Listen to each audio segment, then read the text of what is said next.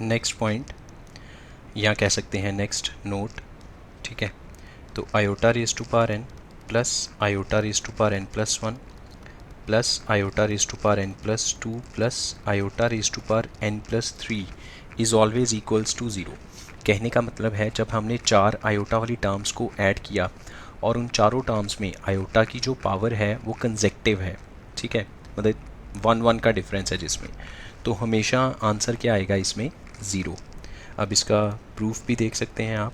Proof के लिए हमने क्या किया, LHS में से iota raise to power n common कर लिया, then you will get one plus iota square plus iota raise to power three.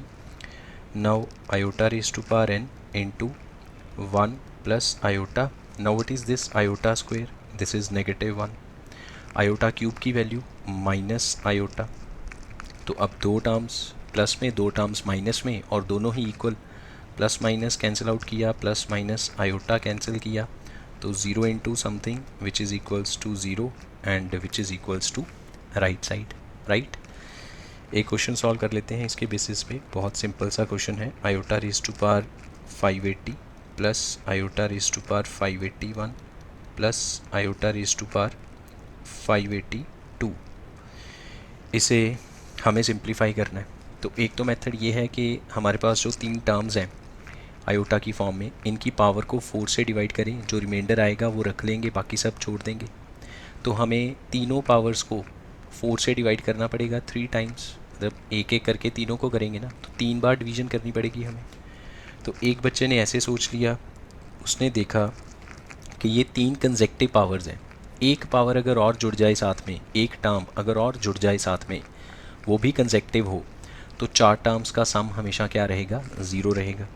तो इसको ऐसे लिखा जा सकता है, iota raise to power 580, iota raise to power 581, iota raise to power 582।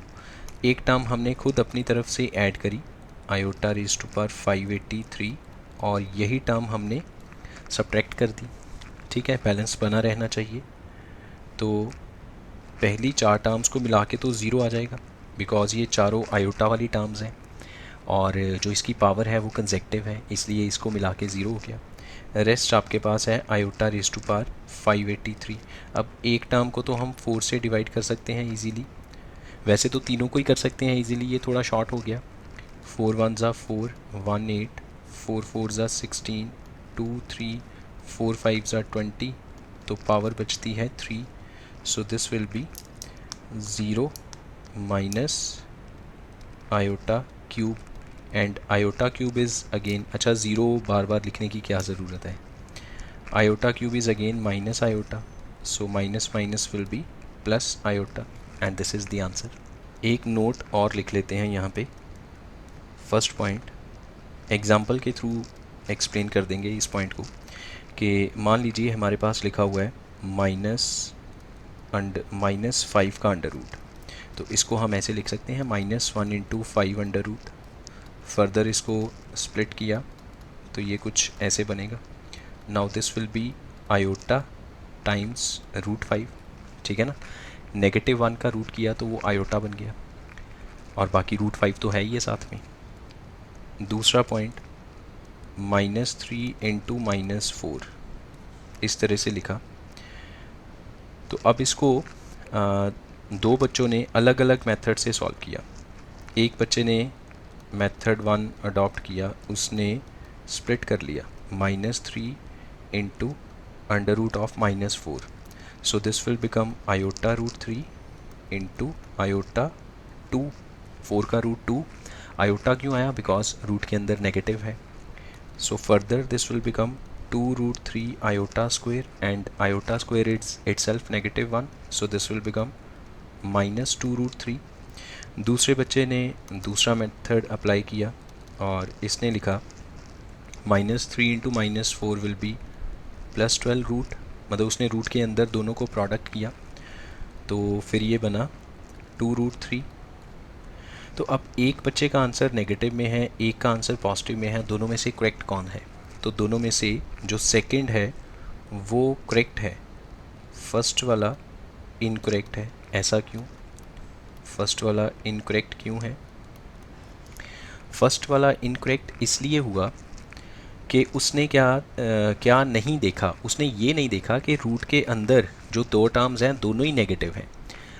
Root के अंदर पहले हमें सारी सिंप्लीफिकेशन कर लेनी है। मान लीजिए रूट के अंदर अगर आपके पास 7 टाइम्स माइनस है तो आप उसको मल्टीप्लाई कर लो, सिंगल माइनस रह गया, उसकी वजह से आयोटा आ जाएगा। अगर रूट के अंदर 2 टाइम्स माइनस है तो अगर हम मेथड 1 से अप्लाई करेंगे, मेथड 1 से सॉल्व करेंगे, तो वो तो नेगेटिव में आ जाएगा ना, iota into iota, iota square आ जाएगा। वो एक्स्ट्रा आयोटा स्क्वायर आया बिकॉज हमने उसमें गलती करी। गलती क्या करी कि रूट को स्प्लिट करने से पहले हमने ये नहीं देखा कि उसके अंदर दो माइनस हैं, अगर उनको खुद ही प्रोडक्ट कर दिया जाए तो वो प्लस बन जाएगा, माइनस तो रहेगा ही नहीं। ठीक है, तो कहने का मतलब ये है रूट के अंदर जितनी भी टर्म्स हैं, अगर मान लीजिए रूट के अंदर, अब एक बच्चे ने कहा, मतलब उसने एक और क्वेश्चन था, उसने दो तरीके से सॉल्व किया और दोनों में आंसर सेम आया और ठीक आया, बट मेथड जो है वो गलत माना जाएगा। फॉर एग्जांपल अगर मेरे पास है -2 into -3 into -4 into -5 under root में, तो फिर से इसको दो मेथड से सॉल्व करेंगे। फर्स्ट मेथड के -2 इंटू -3 रूट के अंदर -4 एंड रूट ऑफ -5, तो इसका आंसर बनता है √2 iota, √3 iota, then 2 iota and √5 iota. Iota आगे लिखो या पीछे लिखो, उससे कोई फ़र्क नहीं पड़ेगा। So this will become 2 under root of 30 iota raise to power 4। अब आयोटा रेज टू पावर 4 तो 1 है, तो आंसर रहा 2√30 है ना, आंसर में कोई फ़र्क नहीं आया। दूसरा मेथड इसी क्वेश्चन को सॉल्व करने का कि पहले मैंने सारी टर्म्स को प्रोडक्ट करके ये देख लिया कि 4 बार माइनस है, प्रोडक्ट करेंगे तो माइनस तो हट जाएगा, तो बाकी रह गया 2 into 3 into 4 into 5 under root, और इसमें से 4 जो है वो रूट से बाहर आ जाएगा, रेस्ट आपके पास आंसर आएगा 2√30। नो डाउट कि आंसर दोनों बच्चों का सेम है, या फिर आप कह सकते हो कि एक ही बच्चे ने सॉल्व किया दो मेथड से, आंसर दोनों से सेम आया, लेकिन जो पहले वाला मेथड है वो इनकरेक्ट माना जाएगा बिकॉज उसमें एक टर्म से ज़्यादा टर्म्स नेगेटिव साइन के साथ हैं, इसलिए आप रूट को ब्रेक नहीं कर सकते। तो अंडर रूट को स्प्लिट करने के लिए हमें क्या देखना पड़ेगा, हमें इस चीज़ का ध्यान देना है कि रूट के अंदर जितना भी नेगेटिव है पहले उस सब को आपस में प्लस माइनस मल्टीप्लाई जो भी करना है कर लो। लास्ट स्टेप पे जाके देखो, अगर रूट के अंदर नेगेटिव बचता है तो आयोटा लगा दो, अगर नहीं बचता तो आयोटा की कोई ज़रूरत नहीं है। ठीक है, देन नेक्स्ट इसमें टॉपिक आएगा that is called a complex plane. Complex plane और you can say Argand plane. So every, एक लाइन लिख लेते हैं ज़रा इसके लिए related, every complex number z is equals to x plus iota y can be expressed as point x comma y on graph, या कह सकते हैं on plane called complex plane। कि करना क्या है कि जो हम 9th-10th क्लास में करते थे कि किसी भी पॉइंट के कोऑर्डिनेट्स गिवन हैं तो उसको ग्राफ के ऊपर प्लॉट करो, इस बार भी सेम वही है। फॉर एग्जांपल कोई भी मेरे पास कॉम्प्लेक्स नंबर है, लेट अस से 3 - 4 आयोटा, तो इसका रियल पार्ट क्या है, real part is 3, imaginary part is -4। तो अगर इसको पॉइंट की फॉर्म में लिखा जाएगा, जनरल मैंने नाम दे दिया p, सो पॉइंट बनेगा 3, -4, पहले रियल वैल्यू कॉमा के बाद इमेजिनरी वैल्यू। तो जो हॉरिजॉन्टल एक्सिस होगा, हॉरिजॉन्टल एक्सिस जिसको हम एक्स एक्सिस बोलते हैं, that is called a real axis. Horizontal axis is called real axis, and जो वर्टिकल एक्सिस है that is called imaginary axis. Vertical axis को हम इमेजिनरी एक्सिस बोलते हैं। तो जो इमेजिनरी नंबर है वो इमेजिनरी एक्सिस पे प्लॉट होगा और जो रियल नंबर है वो रियल एक्सिस पे प्लॉट होगा, और जो ग्राफ बनेगा जनरली हम उसको बोलते हैं ना कार्टेशियन प्लेन या coordinate plane in term of real numbers. Imaginary number के केस में हम या कॉम्प्लेक्स नंबर के केस में हम उसको बोलेंगे complex plane. So this is a Y axis और you can say imaginary axis, और ये हमारा हो गया एक्स एक्सिस। तो this axis is real, this is imaginary. 3, -4 को प्लॉट करना है। हेयर इट इज़ ओरिजिन, यहाँ पे कहीं 3 होगा, यहाँ कहीं -4 होगा।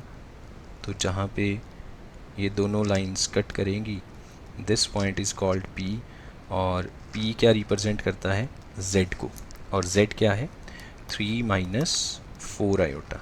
ये जो Z है this is represented by point P over the plane called complex plane. ठीक है, मतलब जिस ग्राफ पेपर के ऊपर या जिस कॉपी पे आपने ये x axis y axis draw किया उसको हम बोलते हैं कॉम्प्लेक्स प्लेन।